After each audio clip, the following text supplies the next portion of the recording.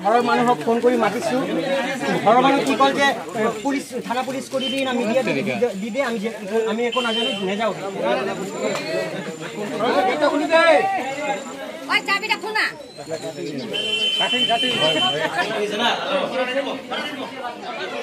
কিন্তু ঘৰত নাছিলোঁ আমি কামত ওলাই গৈছিলোঁ পাছত ওচৰৰ এজন বাইদেউ আছিল ছাগলটো পুৰা চিঞৰি আছিল ওচৰৰ এজন বাইদেউ আছিল সেই বাইদেউ কি কৰিছে ছাগলৰ চিঞৰি শুনি তাৰ ভাইটিক পঠাই দিছে সিহঁতৰ ঘৰত যে চাওকচোন সিহঁতৰ ঘৰত সেইটো ভিডিঅ' আছে আৰু এবাৰ নহয় দুবাৰকৈ এনেকুৱা কৰিছে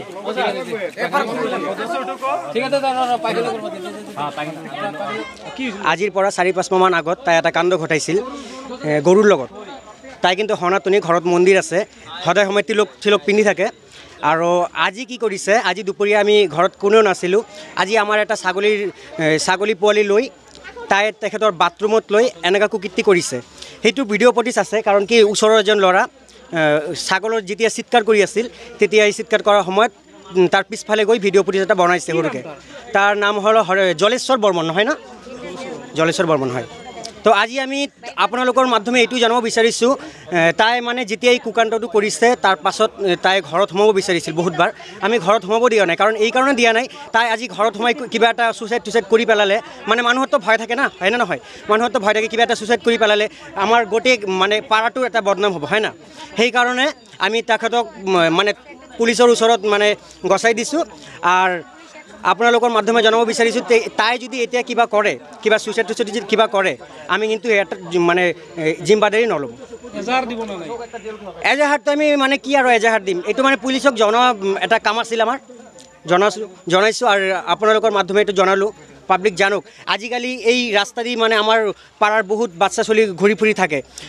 তেখেতে যদি ঘৰত অকলে থাকে সেই বাচ্চাটোক যদি ঘৰত সোমাই লৈ এনেকৈ যদি এটা ৰেপ কৰি দিয়ে এই বাচ্চাটোৰ ভৱিষ্যতটো কি হ'ব তেখেতৰ ফেমিলিটোৰ ভৱিষ্যতটো কি হ'ব সেইকাৰণে মই আপোনালোকক জনাব বিচাৰিছোঁ যে আজি যিটো ঘটনা ঘটিল নেক্সট টাইম যাতে এইটো নহয়